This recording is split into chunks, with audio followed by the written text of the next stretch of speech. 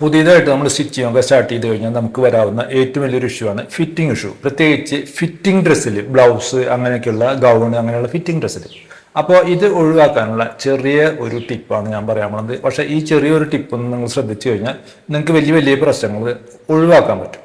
അപ്പോൾ അതിൽ ചെയ്യേണ്ട പ്രധാനപ്പെട്ട ഒരു കാര്യം എന്ന് വെച്ച് കഴിഞ്ഞാൽ നമ്മുടെ കടയിൽ കസ്റ്റമർ എപ്പോഴാണ് വരുന്നത് നോക്കുക. രാവിലെയാണ് വരണത്. രാവിലെ നമ്മൾ കസ്റ്റമറുടെ ബോഡി മെഷർമെൻ്റ് ഒക്കെ എടുത്ത് കൃത്യമായിട്ട് എഴുതി വെച്ചു. അത് കഴിഞ്ഞിട്ട് നമ്മൾ കസ്റ്റമർക്ക് ഇത് ഡെലിവറി ചെയ്യാനും അല്ലെങ്കിൽ ട്രയലിനും നമ്മൾ വിളിക്കേണ്ടത് രാവിലത്തെ ടൈമിൽ തന്നെ നമ്മൾ വിളിക്കുക. അതല്ല ഇനി ഈവനിങ്ങിലാണ് കസ്റ്റമർ വരുന്നത് എങ്കിൽ നമ്മൾ തീർച്ചയായിട്ടും അവർ തന്നെ ഈവനിങ് ടൈമിൽ തന്നെ വിളിക്കുക.